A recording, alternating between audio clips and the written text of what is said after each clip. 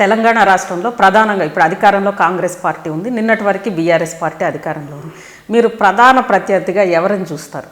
ఇవాళ వాస్తవంగా చెప్పాలంటే రెండు పార్టీల మీద ముఖం మొత్తింది. ప్రజలకు ఒక ఏవగింపు ఏర్పడ్డది. నాకు తెలిసి ఎవరుంటారు అనేది పక్కకు పెడితే ఇద్దరి మీద కూడా వాళ్ళు 10 సంవత్సరాల కాలంలో జరిగినటువంటి దుర్మార్గాలన్నీ కూడా కళ్ళ ముందు ఇంకా కదలాడుతూ ఉన్నాయి. వీళ్ళు అనుకుంటున్నారు రేవంత్ రెడ్డి గారి కంటే గతంలో ఉన్న పార్టీ ప్రభుత్వమే బాగుండే అటువంటి చర్చ వీళ్ళు ఇన్కల్కేట్ చేసే ప్రయత్నం చేస్తున్నారు. కానీ వాస్తవంగా వాళ్ళు గంతే వీళ్ళు గంతే పొరపాటు జరిగిపోయింది, దీన్ని రెక్టిఫై చేసుకోవాలని చెప్పి ప్రజలే మదనపడుతున్నారు. ఈటెల రాజేందర్ గారు బీజేపీలో చేరిన తర్వాత చాలా ఆశలు చిగురించినాయి. ఎందుకంటే మొదటి నుంచి కూడా సామాజిక ఉద్యమాల్లో కానీ అన్నింట్లో మీరున్నారు, తెలంగాణ ఉద్యమంలో ప్రధానంగా ఉన్నారు. ఆ నేపథ్యంలో అనుకున్నంతగా మాబ్ను కానీ, అందులో చేరికల కమిటీ కన్వీనర్గా లీడర్స్ని కానీ లేదా మాబ్ని కానీ సామాజిక వర్గాలని కానీ మీరు తీసుకురాలేకపోయారు.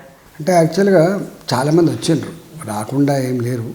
కాకపోతే జనరల్గా మీకు తెలియదు ఉంది, రాజకీయ పార్టీలలో ఉండేటువంటి నాయకులు డెఫినెట్గా జంగమయ్య లెక్క ఉండరు.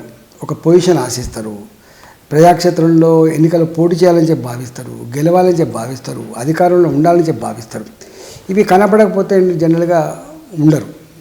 ఇవాళ భారతీయ జనతా పార్టీకి ఏమో పదవి ఉన్నా లేకపోయినా, పవర్ ఉన్నా లేకపోయినా కూడా 30 ఏళ్ళుగా 40 ఏళ్ళుగా కమిట్మెంట్తో ఉన్నటువంటి పార్టీగా ఉంటుంది. ఇవాళ ఎట్లయితే కమ్యూనిస్ట్ పార్టీలు ఎట్లా ఉంటాయో అట్లనే ఉండేటువంటి పార్టీ. కానీ మీరు ఇతర పార్టీలలో మనం చూస్తూ ఉన్నాం, ఇవాళ ఈ పార్టీ ఉంటాడు, రేపు ఇంకొక పార్టీలో పోతాడు, మళ్ళీ అక్కడ లేకపోతే ఇంకొక పార్టీకి పోతారు. ఎందుకంటే అధికారం కావాలి కాబట్టి. అంటే ఇప్పుడున్న పరిస్థితి లోపల ఒకప్పుడు అధికారం లేకపోయినా ప్రతిపక్ష పార్టీగా ఉంటే కూడా గౌరవం ఉండేటువంటి రోజులు ఉండే.